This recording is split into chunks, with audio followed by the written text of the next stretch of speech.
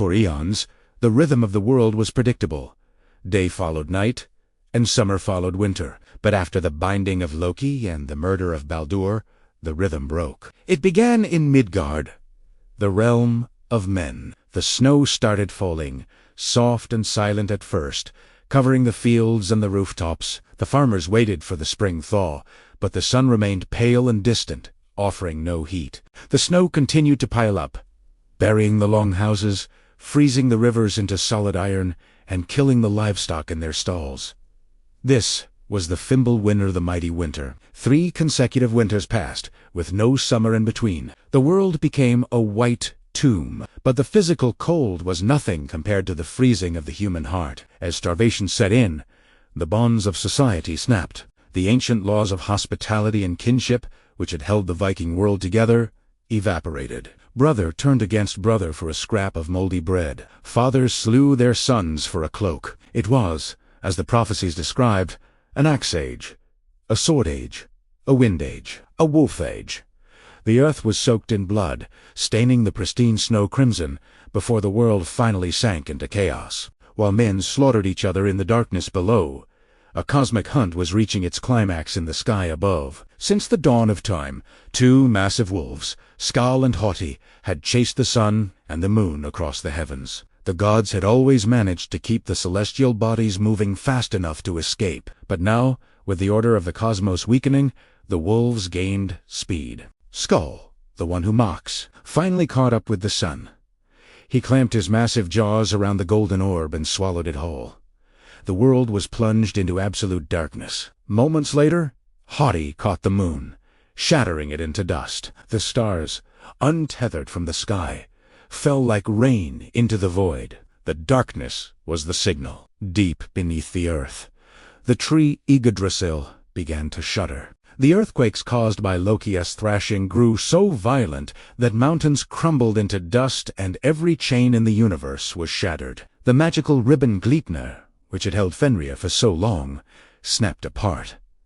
The great wolf was free. He opened his mouth so wide that his lower jaw scraped the earth and his upper jaw touched the sky. Fire blazed from his eyes and nostrils as he began to devour everything in his path. In the ocean, the serpent Jormungandr awoke from his slumber. Sensing the end, he released his tail from his mouth and thrashed towards the shore. His movement caused tidal waves that swallowed entire continents, poisoning the sky and sea with his toxic breath. And from the misty docks of Niflheim, a ship made entirely of the fingernails and toenails of dead Mennegal far broke free from its moor. Its captain was none other than Loki, finally free from his cave, his face scarred by venom, leading an army of the dead and the giants of frost towards the plain of Vigrid. High above in Asgard, the golden rooster Gullinkambi crowed, its shrill cry waking the Einhergotha, spirits of the warriors who had died in battle. Hamdall, the watchman who never sleeps,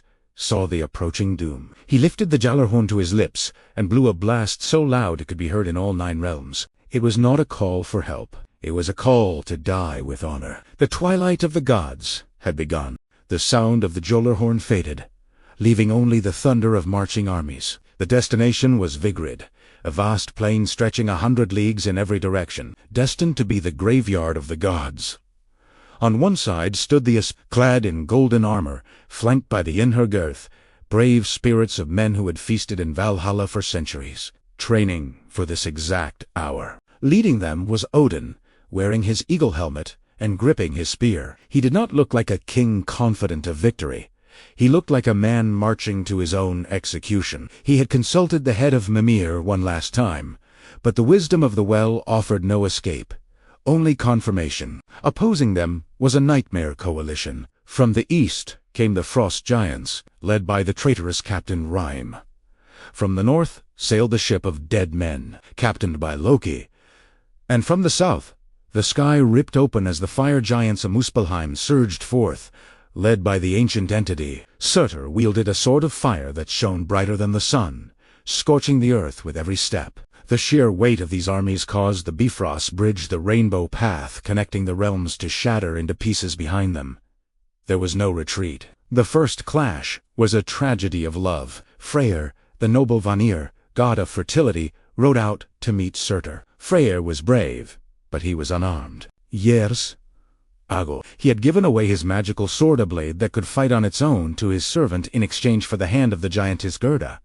It was a choice of love over war. Now, on the field of Vigrid, that choice cost him his life. He fought the fire giant with a stag's antler, struggling desperately against the inferno. But an antler is no match for a sword of cosmic fire. Seidr cut him down, and the first of the great gods fell, his body consumed by ash. While Freya burned, Odin sought his destined foe. He did not challenge Loki or the giants. He rode straight for Fenrir. The wolf was now a colossus, a beast of incomprehensible size that darkened the horizon. Odin charged, Mjolnir flashing. It was the battle between the creator and the destroyer. But there was no drawn-out duel, no miraculous turn of events. The prophecy was absolute. Fenrir opened his jaws, a maw that spanned the heavens and the earth and swallowed the All-Father whole.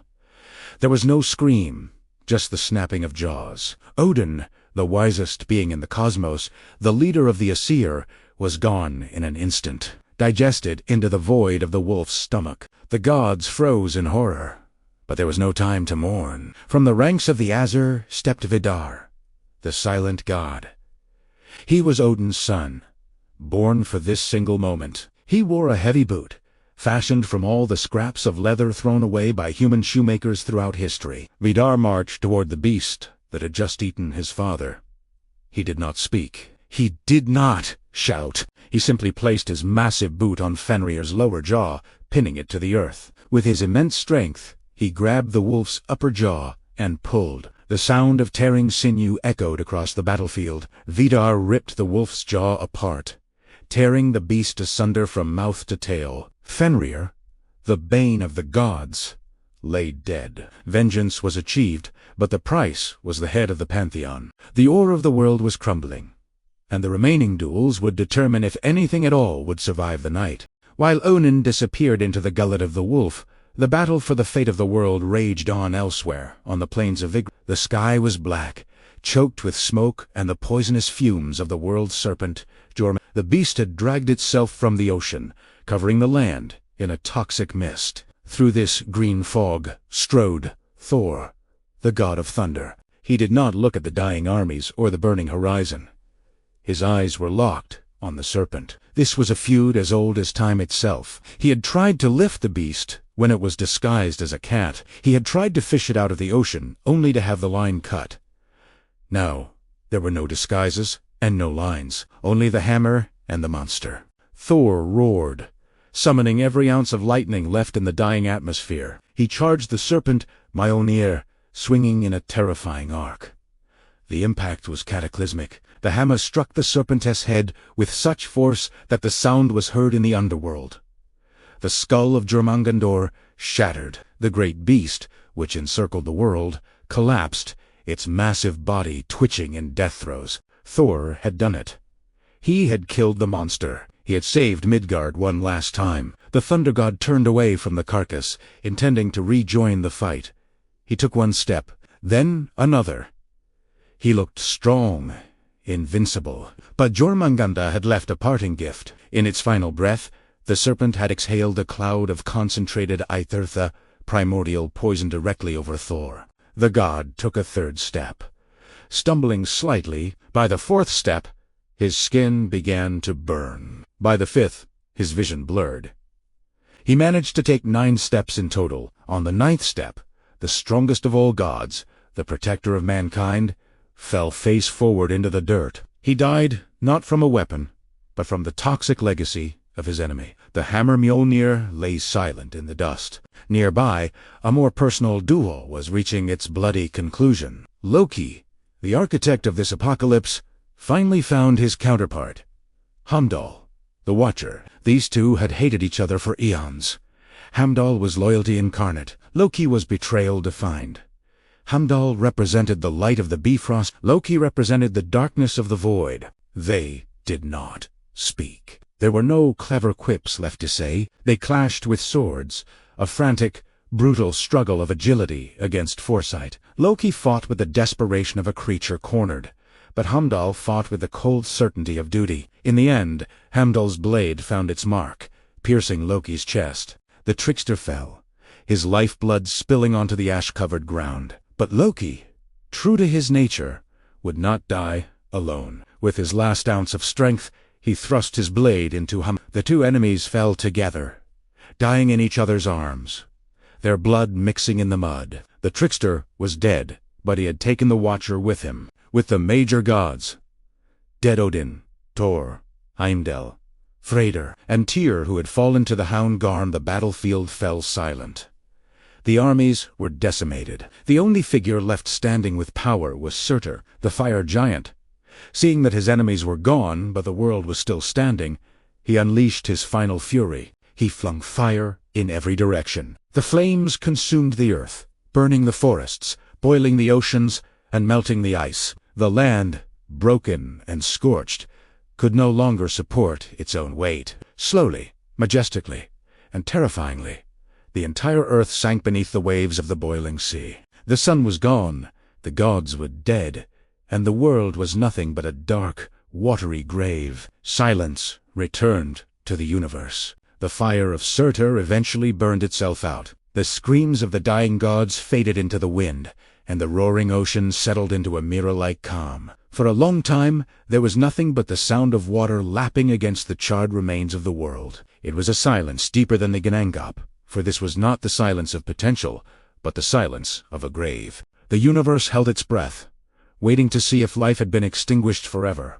But the prophecy of the Valva did not end in darkness. Slowly, miraculously, the earth began to rise from the sea once more. It was not the same scarred, frozen land that had existed before the Fimbul. This new earth was vibrant, cleansed by the fire and the flood. Waterfalls cascaded from high mountains, and fields sprouted grain without the need for sowing. The eagle flew over the cliffs, hunting fish in the clear waters. The cycle of life had restarted, pure and untainted by the blood of the past. On the highest peak, where the great plain of Idavel once lay, the center of what used to be Asgard, figures began to gather. They were not the old gods, weary with wisdom and war. They were the younger generation, the survivors who had weathered the storm. First came Vidar, the silent god who had slain the wolf, and his brother Vali, the avenger. They had survived the fire and the crushing jaws of the beasts. They stood amidst the tall grass, looking at the empty sky where the palaces of their father, Odin, had once towered. Soon they were joined by two others, Modi and Magni, the sons of Thor. They did not come empty-handed. Between them, they carried a relic of the old world Mjolnir, the hammer of the thunder god. But Mjolnir was no longer a weapon of terror. In the hands of Magni, the god of strength, it was a symbol of heritage, a memory of the protector who had given his life to save the world from the serpent. The hammer was heavy with history, but the sons bore it with a solemn pride. The most miraculous arrival, however, came from the path of the underworld.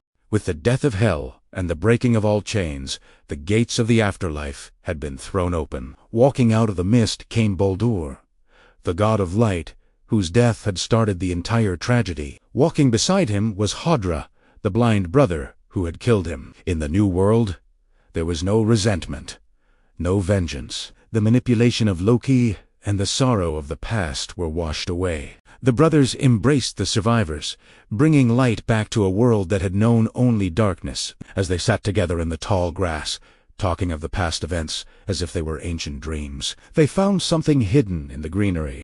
Glinting in the sunlight were the golden game pieces the Tafel Mendat, the Aesir had played with in the dawn of time, before the wars, before the corruption, before the fear. The survivors picked them up. They did not weep for what was lost. Instead, they set the board. They began to play, not to determine the fate of the cosmos, but simply for the joy of existence. The Golden Age had returned, not through conquest, but through survival. The gods were gone, but the divine spark remained, guarded by those who had learned the hardest lesson of all, that even after the end of the world, life finds a way to endure.